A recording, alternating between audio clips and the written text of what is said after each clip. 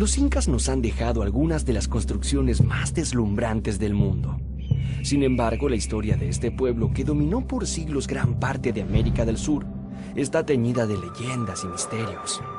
Vamos a conocer la epopeya de este pueblo que dominó una enorme región, empleando una herramienta fundamental: la organización. Empecemos por visitar la región andina. Recorramos sus costas desérticas, los altiplanos secos y fríos a más de 4.500 metros de altura y la imponente cordillera de los Andes.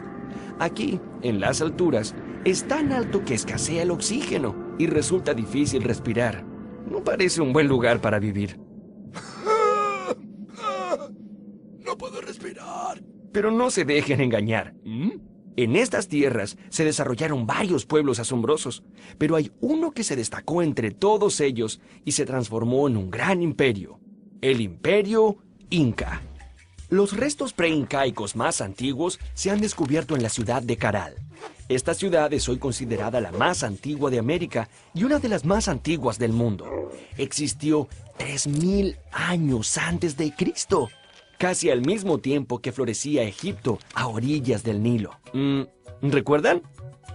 Son muchos los pueblos que vivieron en estas regiones antes que los incas, entre ellos los nazcas, los mochicas o los tiahuanaco. La mayoría de ellos fueron grandes artesanos y orfebres.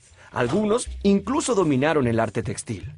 Los nazcas son especialmente famosos gracias al descubrimiento de las líneas de Nazca, que se ven desde el espacio. ¡Wow! Las líneas de Nazca forman 30 enormes dibujos, entre los que se destacan el colibrí, la araña y el mono. Pero la pregunta es, ¿qué eran? ¿Las habrán hecho para comunicarse con extraterrestres? Algunos científicos dicen que era un calendario agrícola que los ayudaba a elegir el mejor momento para sembrar y cosechar. Bueno, ¿quién sabrá? El origen. Las leyendas sobre el origen de los incas han viajado de boca en boca durante cientos de años, atravesando guerras y conquistas para llegar hasta nosotros. Sí, han tenido que viajar de boca en boca y de generación en generación, ya que los incas no tenían un sistema de escritura. Para ellos, lo que valía era la palabra, y todo era comunicado exclusivamente a través del habla. Según la leyenda, Inti, el dios Sol, le pidió a su hijo Ayar Manco que se encargase de venir a la Tierra a civilizar a los seres humanos. Tras la creación del mundo, Ayar Manco y su mujer, Mama Ocllo, se pusieron sus mejores ropas y surgieron de las profundidades del lago Titicaca con una barreta de oro en sus manos. El mandato de su padre indicaba que esa barreta les mostraría el lugar en donde fundar un gran imperio. Después de andar y andar muchos kilómetros hacia el noreste, Ayar Manco y Mama Ocllo notaron con sorpresa que la barreta se había sumergido en el cerro Huanacaure. Esa era la señal que estaban buscando, y fue allí que fundaron la ciudad de Cusco, que fue el centro del imperio y que quiere decir el ombligo del mundo. Ayar Manco se transformó en Manco Cápac, el primer inca. Él y su mujer enseñaron a los hombres cómo cultivar la tierra, pescar, construir sus hogares y muchas cosas más. Los demás emperadores incas fueron descendientes de Manco Cápac, y a él le debían su origen divino y su parentesco con el mismísimo Sol. Cultivar la montaña. Para poder conseguir mayores terrenos de cultivo, los incas tuvieron que domesticar las abruptas pendientes de los Andes, tal como se domestica un caballo salvaje. Para ello, desarrollaron novedosas técnicas de siembra que los harían famosos. Bueno, no ganaron premios ni nada de eso, pero consiguieron algo mucho más importante: sus famosas terrazas de cultivo, llamadas andenes, sus acueductos y canales en las laderas de las montañas.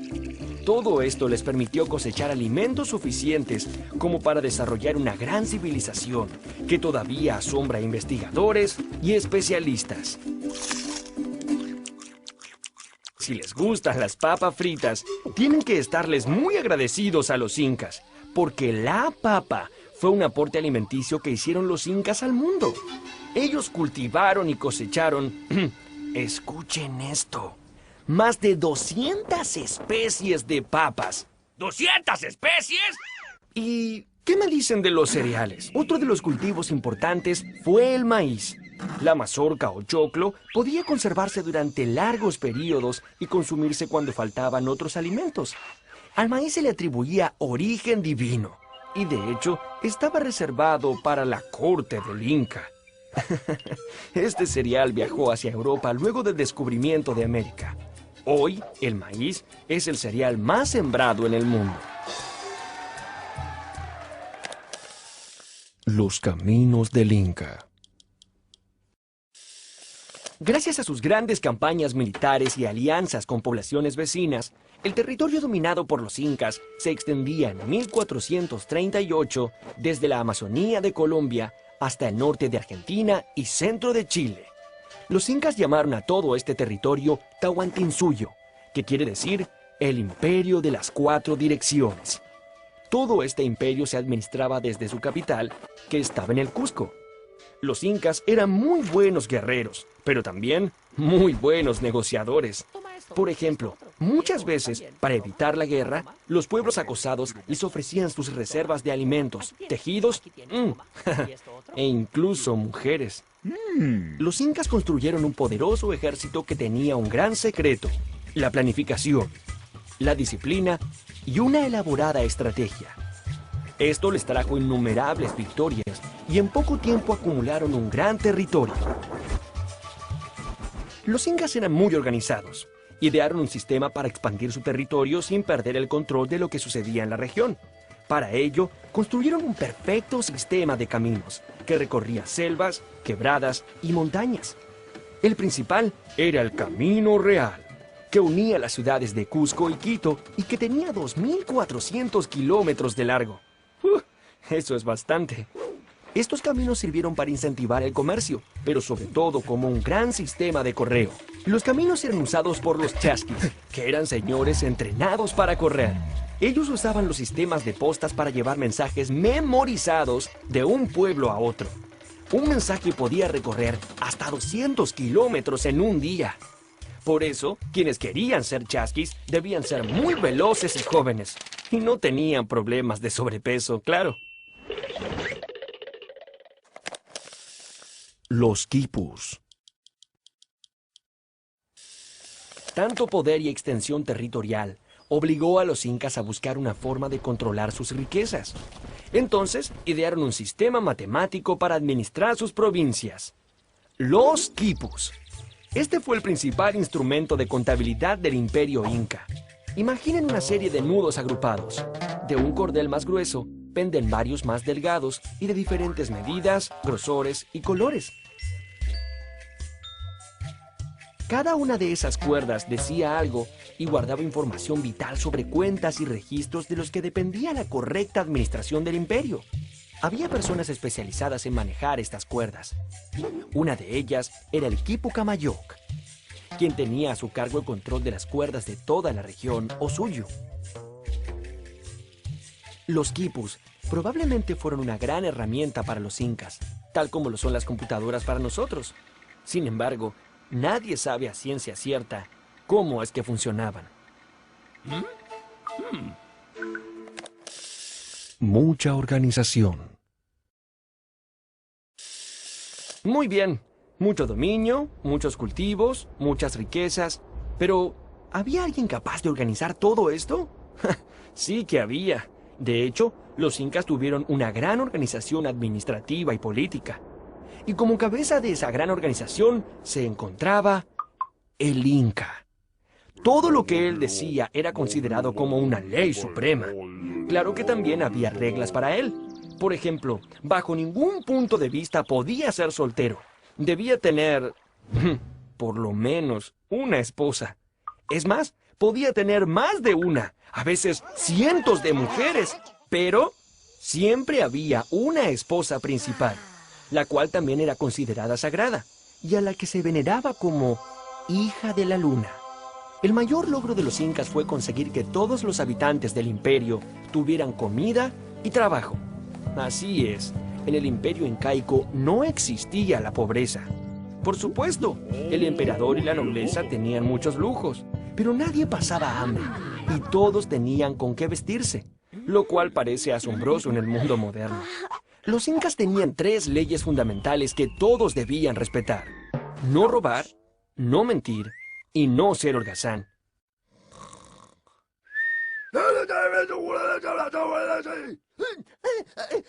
El ayu, o sea, el clan familiar, era la unidad básica de la sociedad incaica. Cuantos más hijos tenían los hombres casados, más tierra les correspondía, pues debían satisfacer las necesidades de más personas, o personitas. En el ayu, todo era trabajo comunitario. Uno para todos y todos para uno. Oigan, eso lo escuché en algún otro lugar. Arquitectura. La habilidad y la destreza de los albañiles incas fue impresionante. Sus técnicas asombran incluso a los ingenieros actuales. Los incas tomaban piedras enormes y las encajaban una encima de otra sin ningún tipo de cemento. Dije sin ningún tipo de cemento. Así está mejor. Tanta era la precisión que ni una hoja de papel podía pasar entre ellas.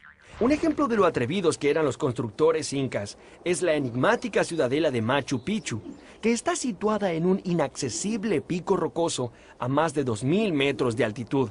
Su construcción en un lugar tan difícil de acceder sigue siendo hoy día un gran misterio, ya que hay bloques de piedras que sobrepasan los 7 metros de altura y están dispuestos con una asombrosa exactitud.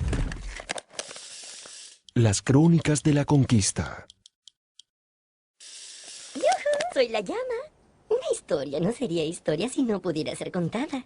Y ya que los incas no dejaron nada por escrito, todo lo que sabemos hoy proviene de unos relatos de unos señores que vivían durante la época de la conquista española. Los cronistas. Gracias, señora Llama. Ellos dejaron textos escritos y dibujos que muestran cómo eran las costumbres en este imperio recién conquistado. Las crónicas sobre los incas empezaron a escribirse a partir de 1532, cuando un ejército de españoles sedientos de oro y riquezas llegó al Perú al mando de Francisco Pizarro para conquistar la América del Sur. ¡Es por aquí! ¡Vamos! ¡Vamos por el oro! ¡Vamos! Hubo muchos cronistas. Uno de los más importantes fue Felipe Huamán Poma de Ayala. Este cronista decía que era hijo y nieto de caciques nobles muy cercanos al Inca. Lo increíble es que su libro de crónicas no fue descubierto hasta 1908.